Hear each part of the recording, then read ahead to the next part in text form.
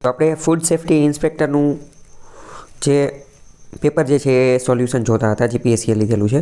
આજે આપણે જિયોગ્રાફીનું સોલ્યુશન જે છે જોઈએ. બરાબર.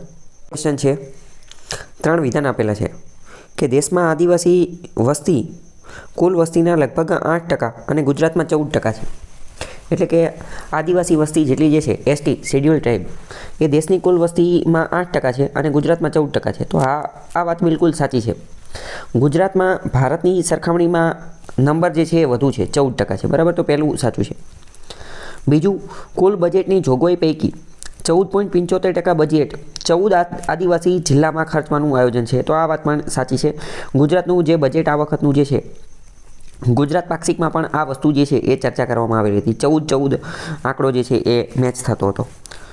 ગુજરાતમાં 14 આદિવાસી જિલ્લા છે. બરાબર. બનાસકાંઠાથી લઈને તો ડાંગ, વલસાડ સુધીના. બરાબર.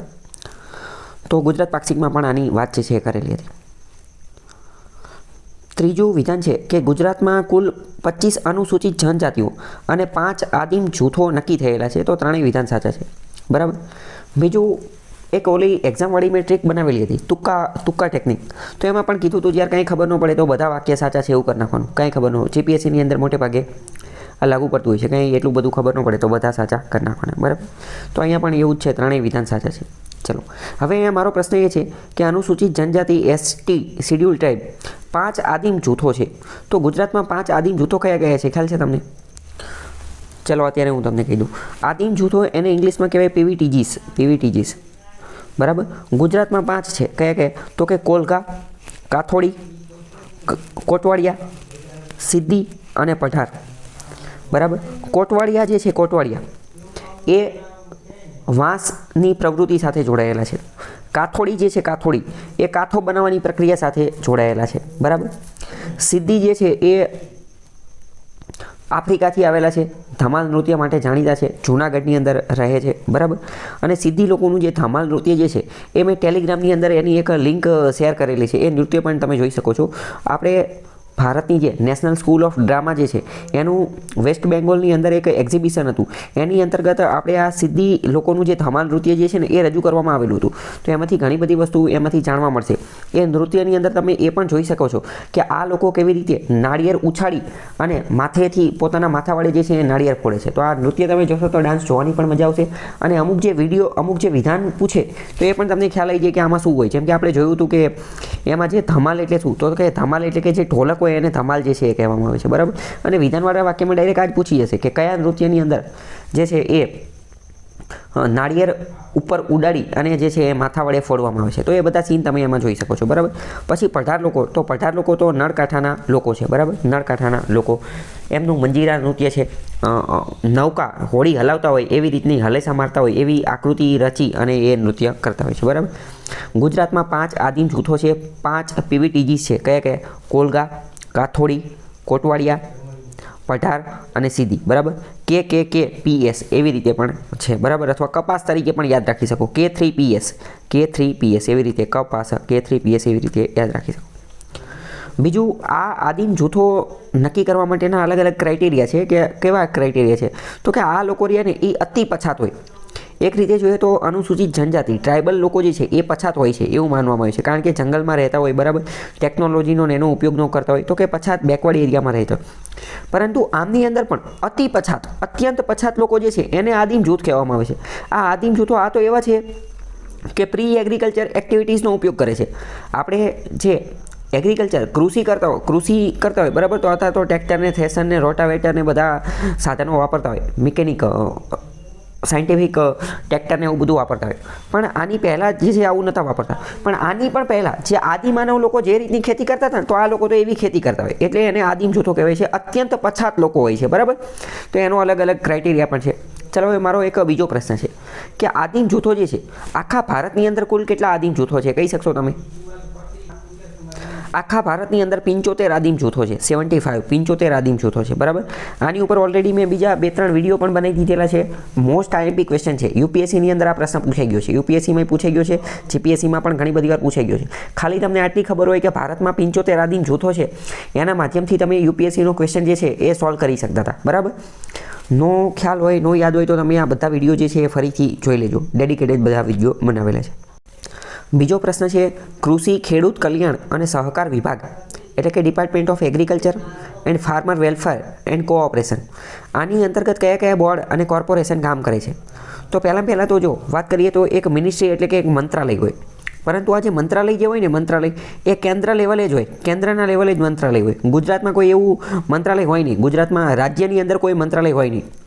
બધા જ મંત્રાલય, બધા જ મિનિસ્ટર ક્યાં હોય, મિનિસ્ટ્રી ક્યાં હોય, મિનિસ્ટ્રી તો કે ministry of home, ministry of defence, ministry of finance, એ બધું કેન્દ્ર લેવલે હોય, રાજ્ય લેવલે હોય નહીં. રાજ્ય લેવલે શું હોય? રાજ્ય લેવલે વિભાગ હોય, વિભાગ કે જેને કહેવાય ડિપાર્ટમેન્ટ, જેમ કે ગૃહ વિભાગ, જેમ કે નાણાં વિભાગ, બરાબર. તો આ એક નાની નાની બાબતો તમને ખ્યાલ હોવો જોઈએ. આ તમારી અન્ડરસ્ટેન્ડિંગ જે છે એ મજબૂત બનાવે. તો ખબર પડી ગઈ શું કે મંત્રાલય કોઈ પણ રાજ્યમાં હોય નહીં. રાજ્યમાં શું હોય? રાજ્યમાં વિભાગ હોય, ખાતું હોય, વિભાગને જ બીજું કે ગૃહ ખાતું ને નાણાં ખાતું ને એ બધું, બરાબર. કેન્દ્રમાં શું હોય? મિનિસ્ટ્રી, મંત્રાલય. રાજ્યમાં વિભાગ, ડિપાર્ટમેન્ટ હોય. હવે આ ડિપાર્ટમેન્ટ જે છે ને એ ડિપાર્ટમેન્ટની અંદર પણ અમુક બોર્ડ, અમુક કોર્પોરેશન, અમુક સહકારી, અમુક વિભાગ જે છે એ કામ કરતા હોય. એની નીચે બીજા નાના. તો કયા? સરકાર દ્વારા ઘણી બધી વાર પોતાના અલગ અલગ નિગમ, પ્રાઇવેટ કંપની, સરકારી કંપની એવું બધું ચલાવવામાં આવતું હોય, પબ્લિક ઇન્સ્ટિટ્યુશન એવું. તો એ અલગ અલગ મંત્રાલય અથવા અલગ અલગ વિભાગ અંતર્ગત કામ કરતા હોય. તો એ કયા વિભાગ છે એ કહેવાનું છે. તો કે ગુજરાત રાજ્ય જમીન વિકાસ નિગમ લિમિટેડ, ગુજરાત રાજ્ય ઘેટા અને ઊન વિકાસ નિગમ લિમિટેડ, ગુજરાત રાજ્ય કૃષિ બજાર બોર્ડ, આ બધા જે વિભાગ જે છે અથવા આ બધા બોર્ડ જે છે અથવા નિગમ જે છે એ કૃષિ ખેડૂત કલ્યાણ સહકાર વિભાગ અંતર્ગત જ કામ કરે છે. લોજિક પણ લગાવી શકીએ કે બધું કૃષિની આજુબાજુ જ વર્ક કરે છે, બરાબર. તો આ બધા એની નીચે કામ કરે છે.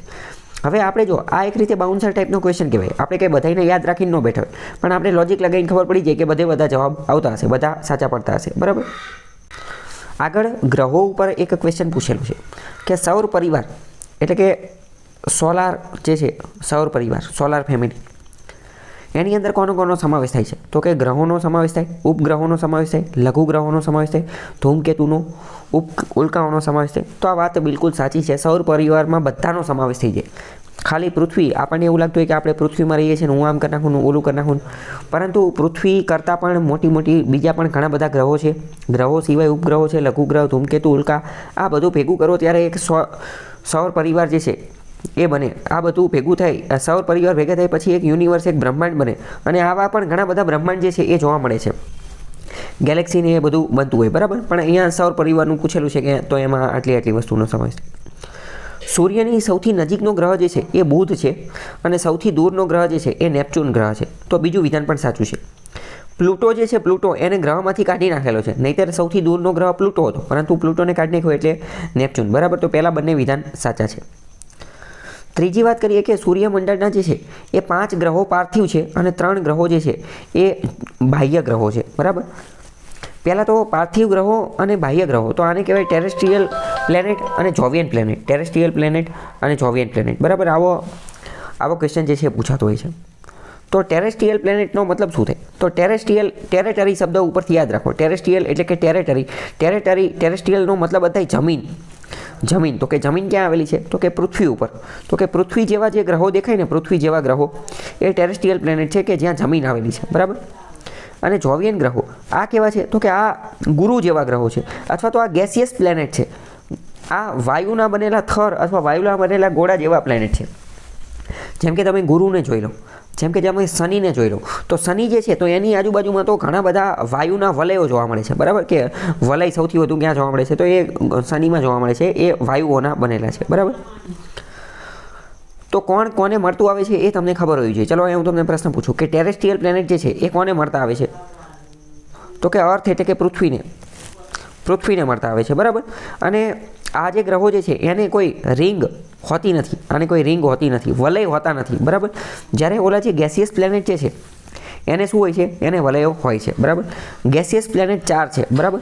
4: ગુરુ, શનિ, યુરેનસ અને નેપચ્યુન. ગુરુ, શનિ, યુરેનસ અને નેપચ્યુન, બરાબર. આ બધા કોને મળતા આવે? તો કે ગુરુને મળતા આવે. આ બધાનું બંધારણ ગુરુની આજુબાજુનું છે, બરાબર. તો આ બધા કયા થઈ ગયા? આ બધા જોવિયન ગ્રહો થઈ ગયા, અથવા તો બાહ્ય ગ્રહો થઈ ગયા. બાહ્ય ગ્રહો કેમ? કારણ કે બહારના છે, બહુ દૂરના ગ્રહો છે એટલે, બરાબર. જ્યારે બાકીના બચ્યા તો કે મંગળ, શુક્ર, પૃથ્વી, તો આ બધા કયા છે? બુધ ને એ બધા. તો એ કયા થયા? એ આંતરિક ગ્રહો થયા, અથવા તો જે ટેરેસ્ટ્રિયલ પ્લેનેટ થઈ ગયા, કયા ટેરેસ્ટ્રિયલ પ્લેનેટ જે છે એ થઈ ગયા, અથવા પાર્થિવ ગ્રહો. પાર્થિવ પૃથ્વીનું પણ એક બીજું નામ પાર્થિવ છે, બરાબર, પૃથ્વીનું એક બીજું નામ પાર્થિવ છે. તો આનો એક મતલબ એ પણ થાય કે પૃથ્વી જેવા દેખાતા ગ્રહો, પૃથ્વી જેવા જે ગ્રહો દેખાતા હોય, આની અંદર કોઈ રિંગ વલયને એ બધું જોવા મળતું નથી, પહેલી વસ્તુ આ.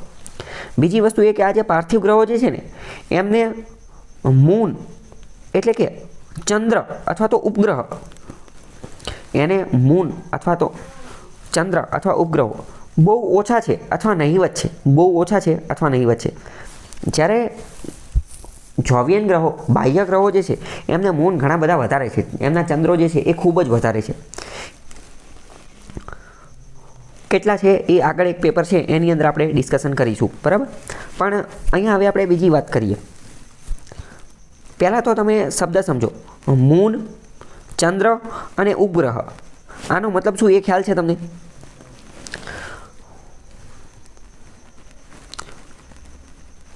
બરાબર. જો ઉપગ્રહ એટલે શું, તો કે જે ગ્રહની આજુબાજુ ફરતો હોય એ. તો પૃથ્વી એ ઉપગ્રહ, પૃથ્વી ગ્રહ છે. તો પૃથ્વીની આજુબાજુ કોણ ફરે છે? પૃથ્વીની આજુબાજુ ગોળ ગોળ ફરે છે ચંદ્ર, બરાબર. ચંદ્રને આપણે કહેવાય ઇંગ્લિશમાં મૂન. પૃથ્વીનો એક જ ઉપગ્રહ છે મૂન, ચંદ્ર, બરાબર. તો એની હકીકતમાં એનું નામ છે ઉપગ્રહ, એનું નામ છે ઉપગ્રહ. પરંતુ આપણે પૃથ્વીમાં રહીએ છીએ અને આપણે એને લોકલ સાદી ભાષામાં ચંદ્ર, મૂન કહીએ છીએ. તો એવી જ રીતે બીજા બધા જે ગ્રહો જે છે એના પણ ઉપગ્રહો જે છે એને પણ અમુક વાર લોકલ ભાષામાં મૂન અને ચંદ્ર કહી દેવામાં આવતું હોય છે. એટલે એક રીતે કહીએ ને તો ઉપગ્રહ, ચંદ્ર અને મૂન એ એક જ વસ્તુના અલગ અલગ નામ છે, બરાબર. બીજી વસ્તુ, મંગળના કેટલા ઉપગ્રહ છે ખ્યાલ છે તમને? કયા કયા? રાઈટ, મંગળના 2 ઉપગ્રહ છે, ફોબોસ અને ડીમોસ, ફોબોસ અને ડીમોસ. તો હવે તમે વિચારો, આમાં તમારે થોડુંક, મેં પહેલા લેક્ચરની અંદર આપણે ચલાવ્યું હતું કે ઇમેજિનેશન પાવર, કીવર્ડ ટેકનિક, એ બધાને વધુ ને વધુ ઉપયોગ કરવાનો છે, બરાબર. તો ફોબોસ અને ડીમોસ છે. શું આપણે એવું કહી શકીએ કે આપણે મંગળ ગ્રહની ઉપર જતા રહીએ ને તો અહીંયા આપણને 2 ચંદ્ર જોવા મળે, એવું કહીશે? સાચી વાત ને? કેમ કે અહીંયા આપણને 1 ચંદ્ર જોવા મળે છે, જ્યારે અહીંયા 2 ચંદ્ર જોવા મળે. બીજી વસ્તુ, ચલો, બુધને કેટલા ઉપગ્રહ છે? બુધને 0 ઉપગ્રહ છે, એક પણ ઉપગ્રહ નથી, બુધનો એક પણ ચંદ્ર કે એક પણ મૂન નથી. તો એવું કહી શકાય કે બુધ ઉપર જઈએ ને આપણે તો અહીંયા આપણને એક પણ ચંદ્ર જે છે એ જોવા મળે નહીં, બરાબર. ચલો, પહેલી વસ્તુ. હવે બીજી વસ્તુ કે જે દૂરના ગ્રહો રહ્યા ને, દૂરના એટલે કે તો કે જોવિયન ગ્રહો અથવા બાહ્ય ગ્રહો, આ ગ્રહો જે છે એ મોટે ભાગે ગેસિયસ છે, વાયુઓના બનેલા છે, વલય ધરાવે છે. તો એનું એક કારણ એ પણ છે કે સૂર્યથી દૂર આવેલા છે. સૂર્યથી દૂર આવેલા છે એટલે સૂર્યપ્રકાશ ત્યાં બહુ વધારે પડતો પહોંચી શકતો નથી, બરાબર. તો આ પણ એક વસ્તુ જે છે રહેલી છે. જ્યુપિટર એટલે કે ગુરુ, સેટર્ન એટલે કે શનિ, યુરેનસ અને નેપચ્યુન, આ બધા કયા છે? તો કે આ જોવિયન ગ્રહો છે અથવા તો બાહ્ય ગ્રહો છે, બહાર આવેલા છે. જ્યારે બાકીના જે છે એ ટેરેસ્ટ્રિયલ ગ્રહો છે. આ બધાનું બંધારણ જે છે એ ગુરુને મળતું આવે છે. આ બધા એવા ગ્રહો છે કે જેના ઉપગ્રહ જે છે એ વધુ છે, બરાબર. ખ્યાલ આવ્યો કે નહીં? હવે આગળનો પ્રશ્ન છે પવન ઉપર, બરાબર. હવે ચાલો, એની પહેલાં હું તમને થોડી મહત્ત્વની બાબત કહી દઉં. આ એક રીતે ફિઝિકલ જિયોગ્રાફી, ભૌતિક ભૂગોળનો પ્રશ્ન છે. ફિઝિકલ જિયોગ્રાફી, ભૌતિક ભૂગોળનો પ્રશ્ન છે. હું એવું માનું છું કે જો સૌથી સારામાં સારું વિષય હોય અથવા સૌથી ટૂંકામાં ટૂંકો નાનામાં નાનો વિષય હોય ને જીપીએસસી અને યુપીએસસીના સિલેબસની અંદર, તો એ ભૌતિક ભૂગોળ છે. એકદમ નાનામાં નાનો વિષય, એકદમ નાનામાં. એક જ પુસ્તક વાંચવાની, કઈ 11મા ધોરણની ભૂગોળ વાંચી લો, 11મા ધોરણની તમે ભૂગોળ વાંચી લો એટલે તમારું આખું જે ફિઝિકલ જિયોગ્રાફી જે છે એ પૂરું થઈ જાય. 11મા ધોરણની ભૂગોળની પુસ્તક એટલી જોરદાર, એટલી ખતરનાક બનાવેલી છે કે એ પુસ્તકના માધ્યમથી તમે જીપીએસસીનું તમામ જે છે એ ક્વેશ્ચન ડીલ કરી શકો. છોડો જીપીએસસી મેઇન્સના પણ બધા ક્વેશ્ચન ડીલ કરી શકો.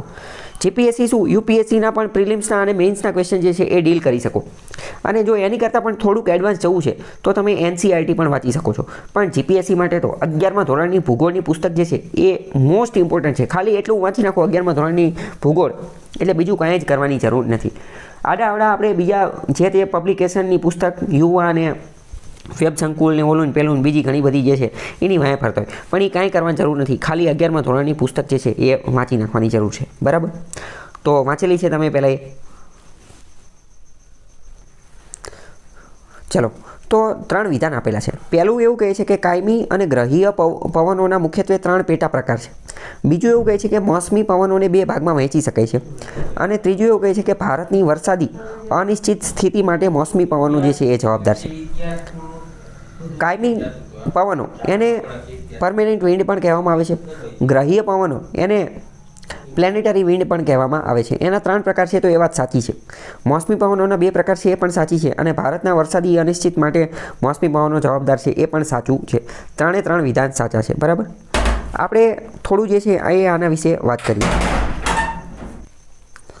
તો જો આ 3 ઉપર જે છે એ મેં આઈ થિંક અલગ અલગ વિડીયો જે છે બનાવી દીધા છે 3 ઉપર, એ તમે જોઈ લેજો એટલે ખ્યાલ આવી જાય. ચલો આગળનો પ્રશ્ન છે એ પણ 11મા ધોરણની ભૌતિક ભૂગોળમાંથી જ પૂછેલો છે. 11મા ધોરણની ભૂગોળની પુસ્તક જે છે એમાંથી જ પ્રશ્ન પૂછેલો છે. 2 વિધાન આપેલા છે કે સમુદ્ર તળના ભૂપૃષ્ઠના સંદર્ભમાં ભૂમિ સ્વરૂપોને મુખ્યત્વે 6 ભાગમાં વિભાજિત કરવામાં આવેલા છે. હવે પહેલાં તો આમાં તમારે કીવર્ડ સમજવા પડે. સમુદ્ર તળ એટલે કે દરિયાની અંદર ઘૂસી જઈએ એ દરિયાનું તળ. એનું ભૂપૃષ્ઠ એટલે શું? ભૂપૃષ્ઠ એટલે શું અને ભૂમિ સ્વરૂપો એટલે શું? ભૂપૃષ્ઠ અને ભૂમિ સ્વરૂપો એને ઇંગ્લિશમાં કહેવાય લેન્ડસ્કેપ. મેં તમને એક કીવર્ડ સમજાવેલો હતો કે ભૂપૃષ્ઠ અને ભૂમિ સ્વરૂપો આવે એને ઇંગ્લિશમાં કહેવાય લેન્ડસ્કેપ. એટલે કે ઇન શોર્ટ ભૂપૃષ્ઠ, ભૂમિ સ્વરૂપો, લેન્ડસ્કેપ આ 3 એક જ વસ્તુના અલગ અલગ નામ છે. અને ગમે ત્યારે આ શબ્દ આવે એટલે વિચારવાનું કે આ કોની વાત કરે છે. જમીન ઉપર જે વસ્તુ આવેલી હોય એને બધાને ભૂમિ સ્વરૂપ કહેવાય. જમીન ઉપર જે વસ્તુ આવેલી હોય એને ભૂપૃષ્ઠ કહેવાય. જમીન ઉપર જે વસ્તુ આવેલી હોય એને લેન્ડસ્કેપ કહેવાય. તો કે શું આવેલું હોય? નદી આવેલી હોય, પર્વત આવેલી હોય, ડુંગર આવેલા હોય, તળાવ આવેલું હોય, ઉચ્ચ પ્રદેશ આવેલા હોય, મેદાન આવેલા હોય, તો આ બધાને લેન્ડસ્કેપ કહેવાય. બરાબર. તો પહેલાં તો ભૂપૃષ્ઠ અને ભૂમિ સ્વરૂપ શબ્દ તમારા મગજમાં બેસી ગયો છે. આ કીવર્ડ જે છે એ તમારા મગજમાં બેસી ગયો છે. તો બસ સેમ એ જ રીતે સમુદ્રના તળેની અંદર જઈએ ને તો અહીંયા પણ તળાવ, સમુદ્રનું જે તળ હોય, સમુદ્રની અંદર ઊંડે જતા જઈએ ને તો અહીંયા પણ જે છે એ ડુંગર, પર્વત ને એવું બધું જે છે આવતું હોય. ખંડીય છાજલી, ખંડીય ઢાળ આવી બધી વસ્તુ જે છે એ આવતી હોય. બરાબર. તો એને જેવી રીતે મેં તમને કીધું કે ડુંગર, ઉચ્ચ પ્રદેશ, મેદાન આ ભૂમિ સ્વરૂપો જમીન ઉપર આવેલા છે, તો એવી રીતે સમુદ્ર તળના પણ ભૂમિ સ્વરૂપો છે એ 6 ભાગમાં વિભાજિત કરવામાં આવેલા છે. તો એ વાત ખોટી છે. કારણ કે નીચે તમે જુઓ તો તમને ખ્યાલ આવશે આ 11મા ધોરણની ભૂગોળનું જ પુસ્તક છે. જો એમાં ટોપિક જ આપેલો છે કે સમુદ્ર તળનું ભૂપૃષ્ઠ જે છે એને 4 વિભાગમાં વિભાજિત કરવામાં આવેલું છે. પહેલી કઈ તો કે ખંડીય છાજલી કે જેને કોન્ટિનેન્ટલ શેલ્ફ કહેવાય. બરાબર. ખંડીય છાજલી. બીજું છે ખંડીય ઢોળાવ. ત્રીજું છે ગહન સમુદ્રના મેદાનો. અને ચોથું છે ગહન સાગરીય ખાઈઓ. અને બીજું મોસ્ટ આઈએમપી કે આ બધું આમે લાઈનમાં જ આવે. સમુદ્રની અંદર આપણે જે બીચ હોય, બરાબર, બીચ એ હોય કે જ્યાં આપણે હાલી અને જઈ શકીએ. પછી જેવો બીચ પૂરો થાય એટલે કે જ્યાં હાલવાનું પૂરું થાય પછી ખંડીય છાજલી ચાલુ થાય. ખંડીય છાજલી પૂરી થાય પછી ખંડીય ઢોળાવ ચાલુ થાય. ઢોળાવ એટલે શું? તો કે ઢાળવાળી વસ્તુ જ્યાં ઊંડો હોય, જ્યાં દરિયા કિનારો ઊંડો હોય, પાણી વધારે હોય. બરાબર. ખંડીય ઢોળાવ પૂરો થાય પછી ગહન સમુદ્રના મેદાનો આવે. એટલે કે એ ઢાળ પૂરો થાય પછી એક મેદાન જેવું સપાટ વસ્તુ આવે.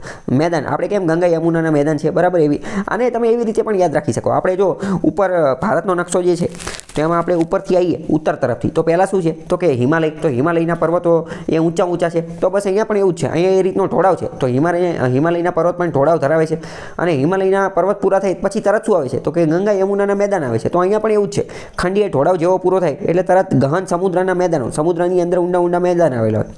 એ પૂરા થાય પછી ગહન સાગરીય ખાઈ આવેલી હોય. એટલે કે બહુ મોટી ઊંડી જે છે એ ટ્રેન્ચીસ આવેલી હોય, ખાઈ આવેલી હોય. આ ખાઈ એવી છે કે જ્યાં હજી સુધી માનવ જે છે એ પહોંચી શકેલો નથી. કારણ કે સમુદ્રની અંદર ઊંડે જઈએ તો અહીંયા દબાણ જ એટલું બધું હોય કે એટલી બહુ વધારે વાર સુધી જે છે એ રહી શકાય નહીં. બરાબર. એક બહુ જોરદાર ખતરનાક આશ્ચર્યની વાત હું તમને કહું. આપણે પૃથ્વી જે છે, બરાબર, તો આપણે પૃથ્વી ઉપર રહીએ છીએ. તો એક રીતે જોઈએ ને તો પૃથ્વીની 2 વસ્તુ કહેવાય. એક તો પૃથ્વીની ઉપર, એટલે કે પૃથ્વીની ઉપર શું છે તો કે આકાશ છે. તો આકાશની અંદર તો આપણે ઘણી બધી જગ્યાએ જતા રહ્યા. ક્યાં જતા રહ્યા તો કે ખુદ અવકાશમાં જતા રહ્યા. છોડો ચંદ્ર ઉપર પણ જતા રહ્યા. બરાબર. ચંદ્ર ઉપર જતા રહ્યા. અવકાશ યાત્રા ઘણી બધી વાર કરી લીધી. ઇન્ટરનેશનલ સ્પેસ સ્ટેશન બનાવી દીધું. અવકાશ આ કલ્પના ચાવલા, સુનિતા વિલિયમ્સ ને રાકેશ શર્મા ને ઘણા બધા લોકો જે છે એ જતા રહ્યા. બરાબર. તો બહુ સારી વાત કહેવાય. પણ તો મતલબ કે એક રીતે આપણે એવું કહી શકીએ કે આપણે પૃથ્વીનો ઉપરનો ભાગ, અવકાશનો ભાગ જે છે એને ઘણો બધો એક્સપ્લોર કરી દીધો છે. એના વિશે આપણે ઘણું બધું જાણીએ છીએ. ઘણી બધી વસ્તુ આપણે જાણી લીધી. પરંતુ પૃથ્વીની ઊંડાઈની વાત કરીએ ને આપણે અત્યારે શું જોયું કે ઉપર તો આપણે જતા રહ્યા, પૃથ્વીની ઊંચાઈમાં જતા રહ્યા. પરંતુ હજી ઊંડાઈની વાત કરીએ ને, ઊંડાઈ કે પૃથ્વીનું ઊંડું, પૃથ્વીની અંદર ઊંડે જતા રહીએ, ખાડો ખોદતા જઈએ. તો પહેલાં તો વાત કરીએ કે પૃથ્વીનો જે ખાડો ખોદીએ ને તો 6371 કિલોમીટર ખોદીએ ને, 6371 કિલોમીટર, ત્યારે જે છે ત્યારે એનું કેન્દ્ર જે છે જોવા મળે. 6371 કિલોમીટર એનું કેન્દ્ર જોવા મળે. બરાબર 6371 કિલોમીટર ત્યાં એનું કેન્દ્ર મળે અને એટલે જ તો આ 6371 કિલોમીટર જે છે એ પૃથ્વીની ત્રિજ્યા છે. અમુક વાર આ પ્રશ્ન પણ પૂછાતો હોય છે કે 6371 કિલોમીટર એ પૃથ્વીની ત્રિજ્યા છે. પૃથ્વીની ત્રિજ્યા કેટલી છે એવો પ્રશ્ન જે છે પૂછાતો હોય છે. બરાબર. GCRT ગુજરાતની પુસ્તક જે છે એમાં 6370 કિલોમીટર આપેલું છે અને NCERTમાં 6371 આપેલું છે. તો આ આંકડો પણ તમારે યાદ રાખવો પડે. બરાબર. ચલો, તો કે આપણે પૃથ્વીની અંદર ઊંડે જતા જઈએ તો 6371 કિલોમીટરે પહોંચો ત્યાં પૃથ્વીનું કેન્દ્ર મળે કે જ્યાં આપણને કોર, પૃથ્વીનું જે કોર જે છે એ મળે. ચલો, હવે હું તમને એક પ્રશ્ન પૂછું, તમે વિચારીને કહો કે આપણે કેટલાક ઊંડે ગયા હશું. ઊંડું જવું હોય તો 6371 આપણે પહોંચીએ, પણ મનુષ્ય, માનવ જે છે એ કેટલોક ઊંડે ગયેલો હશે? તમે વિચારીને જવાબ આપો. તો મનુષ્ય જે છે, માણસ એ પૃથ્વીની અંદર ઊંડાની વાત કરીએ ને, ઊંડાઈની, તો 12 કિલોમીટરથી વધુ ગયો નથી. ખાલી 12 કિલોમીટર સુધી જ આપણે અંદર જે છે એ ડ્રીલ કરી શક્યા છીએ. ઊંડી વાત કરીએ, ડ્રિલિંગ કરવાની વાત કરીએ તો ઊંડો જે છે ખાડો, એ ખાલી 12 કિલોમીટર સુધીનો જ તે ખાડો ખોદી શીખ્યા છીએ, એનાથી વધારે ઊંડા નથી ગયા. તો હવે તમને સમજાણું કે મેં આ પોઈન્ટ તમને શા માટે કીધું કે ભાઈ ઊંચાઈમાં તો, અવકાશની અંદર તો આપણે ઘણું બધું એક્સપ્લોર કરી દીધું છે, પણ ઇન્ટિરિયર, પૃથ્વીની આંતરિક સંરચના, ઊંડાઈની અંદર એટલું બધું એક્સપ્લોર કરી શક્યા નથી. એનું મોસ્ટ ઇમ્પોર્ટન્ટ, સૌથી વધુ કારણ એ છે કે જેમ જેમ ઊંડાઈ ઉપર જતા જઈએ ને એમ દબાણ વધતું જાય. જેમ ઊંડા જતા જઈએ એમ દબાણ વધતું જાય, કારણ કે પૃથ્વીની જે ઉપરની જમીન જે છે એ જ બધું આપણી ઉપર દબાણ કરે. બરાબર. એટલે એ દબાણને સહન કરવું બહુ અઘરું પડી જાય. તમને ખ્યાલ હશે કે જે ખાણ ખનીજને એવું બધું ચાલતું હોય ને, જ્યાં માઇનિંગ એક્ટિવિટી ચાલતી હોય, તો ત્યાં તમે જોયું હશે કે ઘણા બધા લોકો જે છે એ દબાઈને મરી જાય અથવા ગુંગળામણના કારણે મરી જાય. કેમ? કારણ કે જેમ નીચે જતા જાય તો એમ દબાણ વધતું જાય.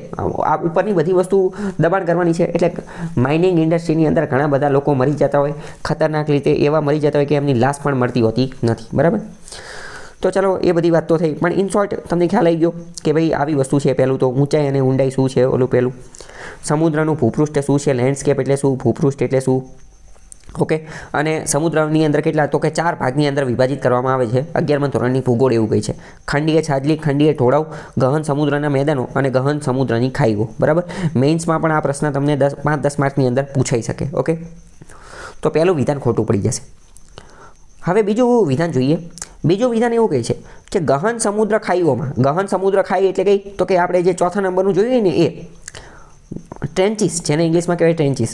તો કે આવી ટ્રેન્ચીસ આવેલી છે જે સૌથી છેલ્લે હોય. બરાબર. કે પહેલાં જે શું કહેવાય, તો કે ઢોળાવ હોય. બરાબર. પછી મેદાન હોય અને પછી ટ્રેન્ચીસ એટલે કે ખાઈ, કૂવા, જે કુંડ જેવી વસ્તુ હોય. તો સૌથી ઊંડી, સમગ્ર વિશ્વની સૌથી ઊંડી ખાઈ હોય ને, તો એ છે મારિયાના ટ્રેન્ચ. એ કેટલી છે? એ કઈ છે? તો કે મારિયાના ટ્રેન્ચ છે. ક્યાં આવેલી છે મારિયાના ટ્રેન્ચ? તો કે પેસિફિક ઓશિયનની અંદર, પ્રશાંત મહાસાગરની અંદર. આ પ્રશ્ન પણ જીકેની અંદર વારંવાર પૂછાઈ ગયો છે. પ્રશાંત મહાસાગરની અંદર આવેલી છે. આની ઊંડાઈ કેટલી છે? તો કે આની ઊંડાઈ જે છે એ 11 કિલોમીટર કરતાં વધુ છે. 11 કિલોમીટર કરતાં વધુ છે. 11 કિલોમીટર એટલે કેટલી? તો કે 11,000 મીટર કરતાં વધુ છે. 11,000 મીટર કરતાં વધુ છે. GCRT 11મા ધોરણની ભૂગોળની પુસ્તકની અંદર આ આંકડો આપેલો છે કે 11,000 મીટર કરતાં વધુ છે. અહીંયા વિધાન એવું આપેલું છે, ગહન સમુદ્ર ખાઈ મરિયાના ટ્રેન્ચમાં ગહન સાગરીય ખાડી આવેલી છે જેની ઊંડાઈ 10,000 મીટર કરતાં પણ વધુ છે. તો વિધાન સાચું પડશે, કારણ કે હવે કોઈ કેમ કે ભૂગોળમાં તો 11,000 મીટર આપેલી છે, તો કે ભાઈ 11,000 મીટર કરતાં વધુ હોય તો 10,000 મીટર કરતાં વધુ તો હોય જ તેને. બરાબર. એટલે બીજું વિધાન સાચું છે, પહેલું ખોટું છે, કારણ કે 6 ભાગમાં વિભાજિત નથી, 4 ભાગમાં વિભાજિત છે. બરાબર. ચલો, આગળનો પ્રશ્ન છે કે ભારત એશિયા ખંડમાં આવેલો છે. તો આ સાચી વાત છે, ભારત એશિયા ખંડમાં જ આવેલો છે અને ભારતના મધ્યમાંથી કર્કવૃત્ત પસાર થાય છે. તો એ વાત પણ બિલકુલ સાચી છે. બરાબર. ભારતના લગભગ મધ્યમાંથી કર્કવૃત્ત પસાર થાય છે. એક રીતે એવું પણ કહેવામાં આવે છે કે કર્કવૃત્ત ભારતના એક નિયરલી અબાઉટ સમાન કટકા કરે છે. 2 કટકા, ઉત્તર ભારત અને દક્ષિણ ભારત, એવી રીતના. તો એ વાત બિલકુલ સાચી છે. બરાબર. ભારતની પ્રમાણ સમય રેખા 82 ડિગ્રી અને 30 પૂર્વ રેખાંશ છે. તો એ વાત પણ સાચી છે. આપણે ઉત્તર પ્રદેશનું અલ્હાબાદ જે છે ત્યાંથી આપણો પ્રમાણભૂત સમય જે છે એ નક્કી થાય છે. આપણે વાત કરીએ ઉત્તર પ્રદેશનો જે નૈની નામનું ગામ આવેલું છે, નૈની નામનું, એ જગ્યાએથી આ નક્કી થાય છે. બરાબર. ક્ષેત્રફળની દ્રષ્ટિએ ભારત વિશ્વમાં 7મા ક્રમે છે. તો એ વાત પણ સાચી છે. બધા વિધાન જે છે એ સાચા છે. ભૂપૃષ્ઠના આધારે ભારતના મુખ્યત્વે 6 ભાગ પડે છે. હવે ચાલો, ભૂપૃષ્ઠ એટલે શું સમજી શકો તમે? ભૂપૃષ્ઠ એટલે શું? ભૂપૃષ્ઠ એટલે જમીન ઉપર જે કોઈ પણ આવેલું એ બધી વસ્તુ, એની અંદર નદી, તળાવ, પર્વત, ડુંગર, ઉચ્ચ પ્રદેશ, મેદાન, બધી વસ્તુ આવી જાય. બરાબર. તો એના આધારે ભારતના મુખ્યત્વે 6 ભાગ પડે છે. તો એ વિધાન ખોટું છે. દ્વીપકલ્પીય ઉચ્ચ પ્રદેશના મુખ્યત્વે 2 ભાગ પડે છે. તો એ વાત સાચી છે. કાપની જમીન પંજાબ, ઉત્તર પ્રદેશ, બિહાર, પશ્ચિમ બંગાળ વગેરે રાજ્યમાં આવેલી છે. તો એ વાત સાચું છે. બીજું અને ત્રીજું વિધાન સાચું છે. પહેલું ખોટું છે. ભારતનું ક્ષેત્રફળ કેટલું છે? તો કે 32 લાખ ચોરસ કિલોમીટર એ આપણું એટલું જે છે એ ક્ષેત્રફળ છે. બરાબર. બીજી વાત કરીએ કે જો આજે 6થા ધોરણનું ભૂગોળ જે છે એની અંદર એવું કીધેલું છે કે ભારતનું જે ભૂપૃષ્ઠ છે ને એને કેટલા ભાગ પડે છે? તો કે એના 5 ભાગ પડે છે. બરાબર. એટલે પહેલું વિધાન ખોટું પડશે. કયા કયા ભાગ પડે છે? તો કે 6થા ધોરણના ભૂગોળની અનુસાર ભારતના ભૂપૃષ્ઠના 5 ભાગ પડે છે. પહેલું તો ઉત્તરનો પર્વતીય પ્રદેશ. ઉત્તરનો પર્વતીય પ્રદેશ એટલે કયો? તો કે હિમાલયવાળો. બીજો કયો? તો કે એની એક્ઝેક્ટ નીચેનો ઉત્તરનો મેદાન પ્રદેશ કે જે ગંગા અને બ્રહ્મપુત્રના મેદાનો જે છે એટલે કે ઉત્તરનો મેદાન પ્રદેશ. ત્રીજો છે મધ્ય ભારત અને દક્ષિણ ભારતનો ઉચ્ચ પ્રદેશ. મધ્ય ભારત અને દક્ષિણ ભારતમાં જે ઉચ્ચ પ્રદેશ આવેલો છે. પછી છે દરિયા કિનારાના મેદાનો કે જે આપણે ગુજરાતથી લઈને તો મહારાષ્ટ્રને, ગોવાને, કર્ણાટકને આ બધી જગ્યાએ જે કોરોમંડલને, કોંકણ, મલબાર, કોરોમંડલ, કાઠિયાવાડ આ બધા જે દરિયા કિનારાના મેદાનો આવેલા છે. અને પછી દ્વીપ સમૂહ કે જેની અંદર લક્ષદ્વીપ અને અંદમાન નિકોબાર આવી જાય. બરાબર. તો ભૂગોળ અનુસાર ભૂગોળની પુસ્તક 6થા ધોરણની એ એવું કહે છે કે ભૂપૃષ્ઠના આપણા કેટલા 5 ભાગ છે. 5ના તમને નામ ખ્યાલ હોવો જોઈએ. ઓકે, ખ્યાલ આવ્યો કે નહીં? એટલે એ વિધાન ખોટું પડશે. પછી વાત કરીએ કે ભાઈ પેનિન્સ્યુલર પ્લેટુ એટલે કે દક્ષિણ ભારત અથવા પેનિન્સ્યુલરને ગુજરાતીમાં શું કહેવાય? પેનિન્સ્યુલરને ગુજરાતીમાં કહેવાય દ્વીપકલ્પીય. દ્વીપકલ્પનો મતલબ શું? જો ભૂગોળ જે છે ને એમાં તમારે કીવર્ડ ટેકનિકનો બહુ ખતરનાક ઉપયોગ થશે. દ્વીપકલ્પનો મતલબ શું થાય? દ્વીપકલ્પનો મતલબ થાય કે ભાઈ જેની 3 બાજુ પાણી આવેલું હોય ને એક બાજુ જમીન આવેલી હોય ને એને દ્વીપકલ્પ કહેવાય. દ્વીપકલ્પ એટલે પેનિન્સ્યુલર, જેની 3 બાજુ પાણી હોય અને એક બાજુ જમીન હોય. તો તમે દક્ષિણ ભારત જોશો, દક્ષિણ ભારતનો નકશો જોશો તો એક બાજુ અરબ સાગર છે, એક બાજુ બંગાળની ખાડી છે અને નીચે જે છે એ હિન્દ મહાસાગર છે. એટલે કે 3 બાજુ પાણી છે અને એક બાજુ જમીન છે. એટલે એને પેનિન્સ્યુલર ઇન્ડિયા કહેવાય. પેનિન્સ્યુલર ઇન્ડિયા જે છે કહેવાય. અને અહીંયા જે પેનિન્સ્યુલર જે પ્લેટો આવેલા છે તો એને 2 ભાગમાં વિભાજિત કરવામાં આવે છે. કયા 2 ભાગ? સેન્ટ્રલ હાઈલેન્ડ એટલે કે મધ્યનો ઉચ્ચ પ્રદેશ. બરાબર. અને બીજું ડેક્કન પ્લેટુ એટલે કે દક્ષિણનો ઉચ્ચ પ્રદેશ. આ બંને એના પ્રકાર છે. તો આ બધા પ્રકારના નામ પણ તમને ખબર હોવા જોઈએ. બરાબર. સેન્ટ્રલ હાઈલેન્ડ એટલે કે મધ્યનો ઉચ્ચ પ્રદેશ. અમુક વાર એ પ્રશ્ન પણ પૂછે છે કે મધ્યના ઉચ્ચ પ્રદેશમાં કોનો સમાવેશ થાય? તો કે જે સેન્ટ્રલ હાઈલેન્ડ મધ્યનો ઉચ્ચ પ્રદેશ છે એમાં માળવાના ઉચ્ચ પ્રદેશનો સમાવેશ થઈ જાય, બુંદેલખંડના ઉચ્ચ પ્રદેશનો સમાવેશ થઈ જાય, બધેલખંડના ઉચ્ચ પ્રદેશનો સમાવેશ થઈ જાય, છોટા નાગપુરના ઉચ્ચ પ્રદેશનો સમાવેશ પણ થઈ જાય. 4 જણાના સમાવેશ થાય. 4ના માળવાનો, બુંદેલખંડનો, બધેલખંડનો અને છોટા નાગપુરનો ઉચ્ચ પ્રદેશ એ બધાનો સમાવેશ સેન્ટ્રલ હાઈલેન્ડની અંદર થાય. શિલોંગનો ઉચ્ચ પ્રદેશ પણ આવેલો છે. એ ક્યાં? મેઘાલયની અંદર આવેલો છે. પણ એ આ સેન્ટ્રલ હાઈલેન્ડમાં ન આવે કારણ કે એ મધ્યમાં નથી, એ પૂર્વમાં જતું રહે એટલે. તો આ 4ના નામ પણ તમને ખબર હોવા જોઈએ. MCQમાં આ પણ પૂછેલી. હવે ડેક્કન પ્લેટુ દક્ષિણનો ઉચ્ચ પ્રદેશ છે એમાં કોનો સમાવેશ થાય?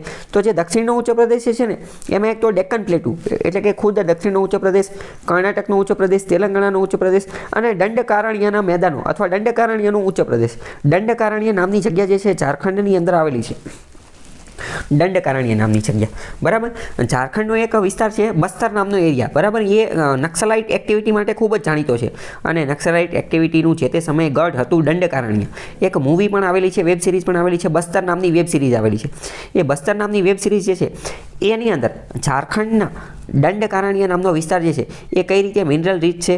મિનરલ રીચ એટલે કે અહીંયા ઘણા બધા સંસાધનો આવેલા છે, મિનરલ્સ આવેલા છે, ખનિજ આવેલા છે અને એ બધા ઉપર સરકાર, આદિવાસી લોકો, કોર્પોરેટ જગતના લોકો, બિઝનેસ માફિયા આ બધા લોકો એની ઉપર કબજો જમાવવા માંગે છે અને એનો લોકોનો વિકાસ થતો નથી. જમીનને એ બધું પડાવી લેવા માંગે છે ને આ બધા મુદ્દા છે. કોણ સાચું છે કોણ ખોટું છે એ આપણે ક્યારેય નક્કી કરી શકીએ નહીં. પણ આપણને એટલી ખબર હોવી જોઈએ કે દંડકારણ્યનો ઉચ્ચ પ્રદેશ એ વિસ્તારની અંદર આવેલો છે. મિનરલ રીચ એરિયા છે અને અહીંયા આજે શું કહેવાય આ એક્ટિવિટી થાય છે કઈ? નક્સલાઇટ એક્ટિવિટી. બરાબર. નક્સલાઇટ એક્ટિવિટી થાય છે. બરાબર. અને સેન્ટ્રલ હાઈલેન્ડમાં કોનો સમાવેશ થાય અને ડેક્કન પ્લેટુમાં કોનો સમાવેશ થાય એ તમને ખ્યાલ હોવો જોઈએ. ઓકે. આગળનો પ્રશ્ન છે આબોહવા સંબંધિત કઈ બાબત યોગ્ય નથી? ખોટું વિધાન પૂછેલું છે. ખોટું. બરાબર. નથી હંમેશા અંડરલાઇન કરી નાખવાનું કે નથી પૂછેલું છે. પહેલું એમ કહે છે કે જેટ સ્ટ્રીમ બંને ગોળાર્ધમાં આશરે 30 ડિગ્રી અક્ષાંશની આસપાસ 8 થી 15 કિલોમીટરની ઊંચાઈએ સર્પાકાર પટ્ટામાં વહેતો અત્યંત વેગીલો પવન છે. એ વાત બિલકુલ સાચી છે કારણ કે પૃથ્વીની બરોબર વચ્ચે શું આવેલું છે? તો કે વિષુવવૃત્ત. વિષુવવૃત્તથી થોડા ઉપર જઈએ તો 23.5 ડિગ્રી નોર્થ અને સાઉથ એની અંદર કર્કવૃત્ત અને મકરવૃત્ત આવેલું છે. એની થોડી ઉપર જઈએ તો 30 ડિગ્રી અક્ષાંશ આવે અને ત્યાં 8 થી 15 કિલોમીટરની ઊંચાઈએ જે આ ખતરનાક લેવલના વેગીલા પવનો જે વહેતા હોય એને જે જેટ સ્ટ્રીમ કહેવામાં આવે છે. બરાબર. બીજું એવું કહે છે કે વેસ્ટર્ન ડિસ્ટર્બન્સ એ શિયાળામાં ઉત્તર ભારતમાં આહલાદાયક વાતાવરણમાં વિક્ષેપ પાડે છે. તો એ વાત સાચી છે. ડિસ્ટર્બન્સ ઉપરથી જ ખબર પડી જાય કે આ વિક્ષેપ પાડતું હશે. કીવર્ડ ટેકનિક આધારે કાંઈ ખબર નથી પડતી તો એ ખબર પડી જાય કે ડિસ્ટર્બન્સ તો વિક્ષેપ તો પાડતું જ હશે. બરાબર. શિયાળાની અંદર વાતાવરણ કેવું હોય? આહલાદાયક હોય. ગુલાબી ઠંડી જોવા મળતી હોય ઉત્તર ભારતની અંદર, જમ્મુ કાશ્મીર, હિમાચલ પ્રદેશ, પંજાબ, હરિયાણા આ બધા વિસ્તારની અંદર. પરંતુ વેસ્ટર્ન ડિસ્ટર્બન્સના કારણે આજે શિયાળાનું વાતાવરણ ડગમગી જાય છે અને વરસાદ આવવાનું ચાલુ થઈ જાય છે. બરાબર. વરસાદને એ બધું ચાલુ થઈ જાય છે અથવા તો કરા ને એવું બધું પડવા માંડે છે. એટલે આજે ગુલાબી ઠંડી જતી રહી છે. બરાબર. તો વિક્ષેપ પાડે છે. લૂ પશ્ચિમ અને ઉત્તર ભારતમાં સૂકા જમીનની ભાગોમાં ધૂળની ડમરી અને તોફાન સામાન્ય છે. તો એ વાત પણ સાચી છે. લૂ ક્યાં જોવા મળે છે? તો લૂ પહેલાં તો ગુજરાત અને રાજસ્થાનની અંદર જોવા મળે છે. આપણે આ શબ્દ આપણે જ વાપરતા હોઈએ છીએ. કયો? ઉનાળો આવે ને તો કે હવે લૂ લાગી જશે ને લૂ. તો લૂ શબ્દ જે છે ને એ આપણો દેશી આપણો લોકલ વિન્ડ છે. જે પવનોના અલગ અલગ પ્રકાર છે એમાંનો એક પ્રકાર છે લોકલ વિન્ડ. Local wind. તો લૂ જે છે એ લોકલ વિન્ડ છે જે ગુજરાત અને રાજસ્થાનમાં જોવા મળે. બીજે જાઓ તો અહીંયા જોવા મળે નહીં. તો કે પશ્ચિમ અને ઉત્તર ભારતની અંદર સૂકા જમીનમાં ધૂળની ડમરી છે. તો એ વાત સાચી છે. બરાબર. તમને જાણીને નવા લાયક છે. આ બધી વસ્તુ 11મા ધોરણની ભૂગોળની અંદર આપેલી છે. બરાબર. ત્રીજું એવું કહે છે કે ITCZ ઇન્ટરટ્રોપિકલ કન્વર્જન્સ ઝોન જે છે એ ઉત્તર ભારતમાં હલકું હવાનું દબાણ આ વિસ્તારો અને ઝારખંડ, ઉત્તર ઓડિશાના ઉચ્ચ પ્રદેશોને ખૂબ જ ગરમ કરે છે. એક રીતે જોઈએ તો ITCZ જે છે એ ગરમ પટ્ટો છે. એટલે કે અહીંયા હવાનું દબાણ ઓછું હોય છે, હલકું હોય છે અને ખૂબ જ ગરમી ઉત્પન્ન કરે છે, તાપમાન વધારે કરે છે. એ બધી વાત સાચી છે. પરંતુ અહીંયા વિસ્તાર આપેલા ઝારખંડને એ ખોટું છે. ઝારખંડને ઓડિશાની એને ગરમ નથી કરતું. બરાબર. આ બીજા વિસ્તારની અંદર લાગુ પડે છે એટલે આ વિધાન ખોટું છે. બરાબર. આગળનો ક્વેશ્ચન છે ખડક ઉપર. તો કે ખડક અલગ અલગ પ્રકારનો, એક તો પ્રાઇમરી રોક્સ અને એક તો સેકન્ડરી રોક્સ. પ્રાઇમરી રોક્સ અને સેકન્ડરી રોક્સ મુખ્યત્વે 3 છે. ઇગ્નિશિયસ અગ્નિકૃત ખડકો, જળકૃત ખડકો. બરાબર. પછી મેટામોર્ફિક રોક્સ. 11મા ધોરણની ભૂગોળની અંદર ખડકોનું એક અલગ જ ચેપ્ટર આપેલું છે. ખાલી એટલું ચેપ્ટર કરી નાખો તો પણ તમારું કામ થઈ જાય. તો કે આગ્નેય ખડકોના ઉદાહરણ જે છે એમાં ચિરોડી, કોલસો, ચૂના ખડકોનો સમાવેશ થાય છે. તો એ વિધાન ખોટું છે. એમાં એનો સમાવેશ નથી થતો. પ્રસ્તર ખડકો. પ્રસ્તર એટલે કે જેમાં અલગ અલગ સ્તર આવેલા હોય. બરાબર. તો એ પણ આનું જે છે એ વિધાન ખોટું છે. ડાયરેક્ટ હું તમને જવાબ બતાવી દઉં. ખડકોના પ્રકાર કયા કયા છે? તો પહેલાં તો મુખ્યત્વે 3 પ્રકાર છે. પહેલાં તો આગ્નેય ખડકો એટલે કે ઇગ્નિશિયસ રોક્સ. આને એક રીતે અગ્નિકૃત ખડક કહેવાય. અગ્નિકૃત ખડક એટલે કે જે અગ્નિ ગરમીથી જે બનેલા છે.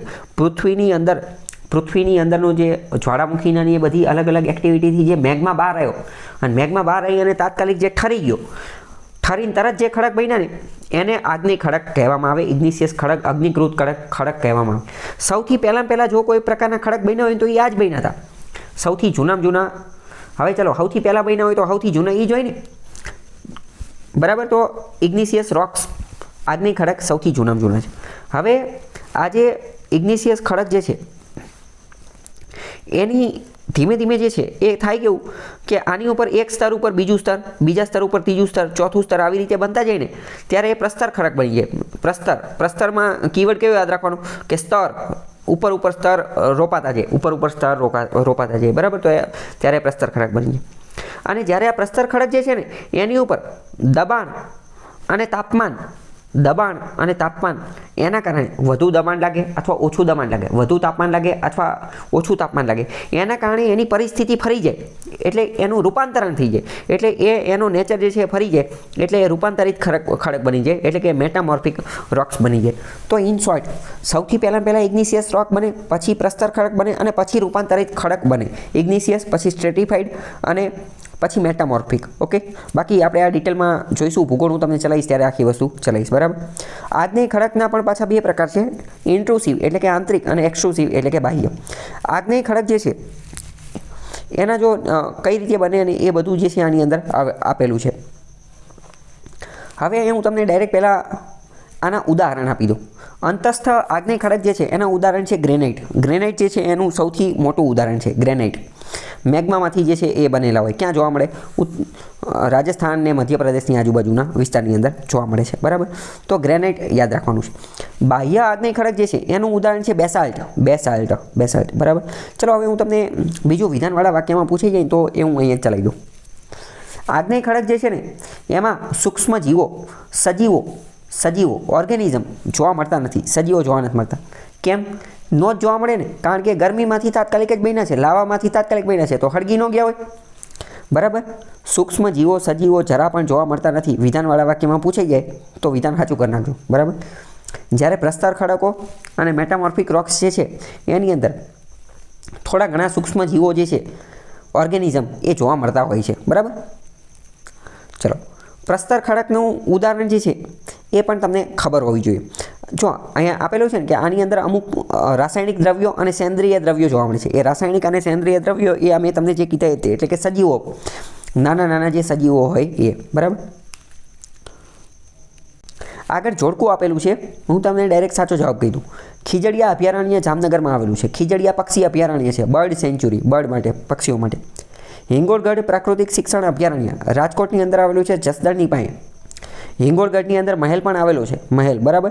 અને હિંગોળગઢ એ એકમાત્ર એવી જગ્યા છે કે જ્યાં નેચર એજ્યુકેશન આપવામાં આવે છે, પ્રકૃતિ વિશે શિક્ષણ આપવામાં આવે છે, ટ્રેનિંગ માટે ને એ બધા માટે અહીંયા લઈ જવામાં આવતા હોય છે. ઘણી બધી વાર બાળકોને, શિક્ષકોને જે એન્વાયરમેન્ટ, પર્યાવરણ સાથે જોડાયેલા હોય ને એની ટ્રેનિંગને એ બધું આપવાનું કામ અહીંયા કરે છે. એક રીતે પ્રાકૃતિક શિક્ષણ અભ્યાસ કરાવડાવવામાં આવે છે અહીંયા. અને અહીંયા ઘણા બધા વિવિધ પક્ષીઓને એ બધું પણ જોવા મળતું હોય છે. તો રાજકોટની અંદર જસદણની બાજુમાં આવેલું છે. રતનમહાલ અભયારણ્ય કયા પ્રાણી માટે છે ખ્યાલ છે? રતનમહાલ જે છે એ રીંછ માટે છે. ર યાદ રાખી લેવાનો. રતનમહાલનો ર અને રીંછનો ર. બરાબર.